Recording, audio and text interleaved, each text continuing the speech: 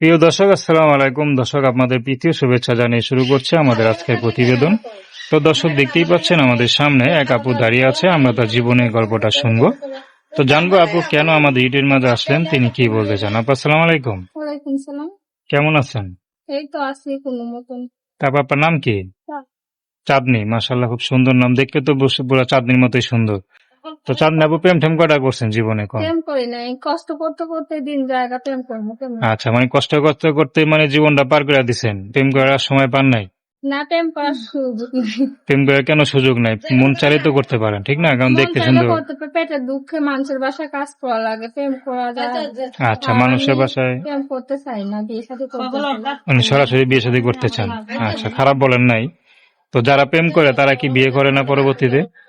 বিয়ে তো করো, কিন্তু প্রেম করা ঠিক না। প্রেম করলে আমার সংসার চলবে না। আমি অনেকটা মানুষের বাড়ি দিয়ে কাজ করি তো, তার জন্য। আচ্ছা, মানে আপনার উপরে সংসারের অনেক কিছু টান আছে, মানে সংসারের দায়িত্ব আছে। সংসারের মানুষ কাজ করতে পারে না, আমি করি।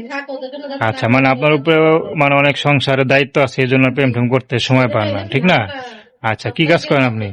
সেলাই মেশিনের কাজ সেলাই করি, মেশিনের যখন কাজ যেটা করেন, পাই আর কি। যখন যেটা পান।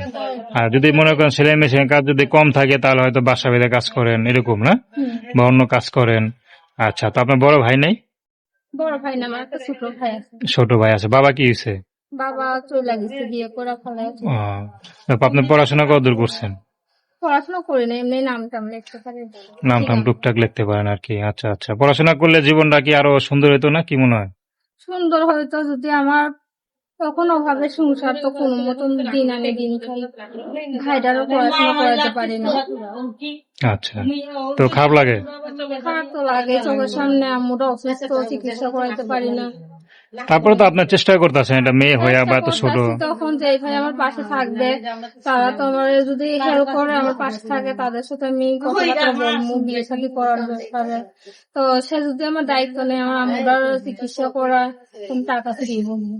তো দর্শক, প্রেম ভালোবাসা সাহায্য সহযোগিতা বিয়ে শাদী করা একান্ত আপনাদের ব্যক্তিগত ব্যাপার।